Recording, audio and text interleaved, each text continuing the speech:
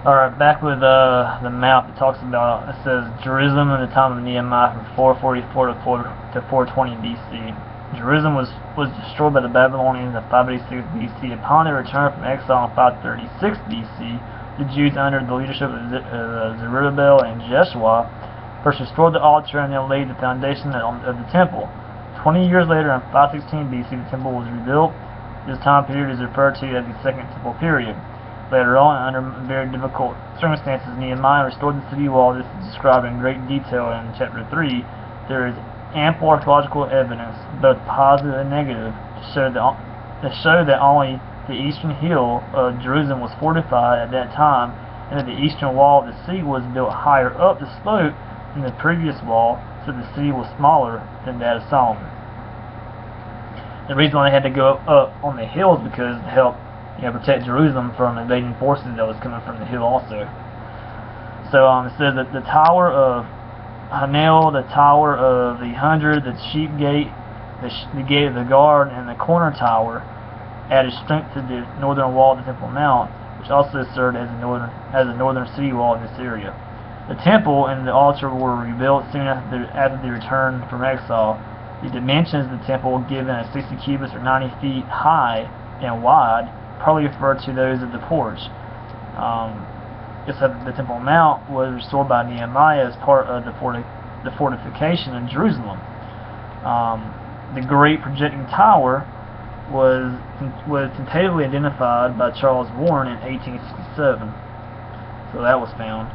Remains of ancient walls used to support agricultural terraces. The central section of the eastern city wall was built higher up the hill than the wall that was preceded it.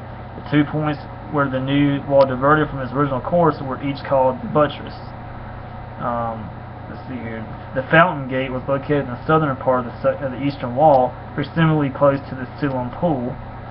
The Siloam Pool was again used to seize a water source. There is no mention in chapter 3 of the Gihon Spring, probably because it was no longer accessible after the Babylonians had destroyed its protective towers.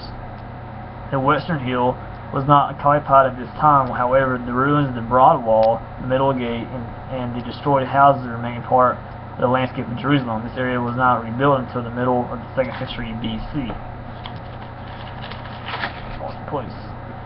The Valley Gate, the remains of which were excavated in 1924, was part of the western city wall. The other gates and the Tower of the Ovens, mentioned in chapter 3 and 12, are unattested to in the archaeological record, but are placed in the drawing in the order in which Nehemiah records them.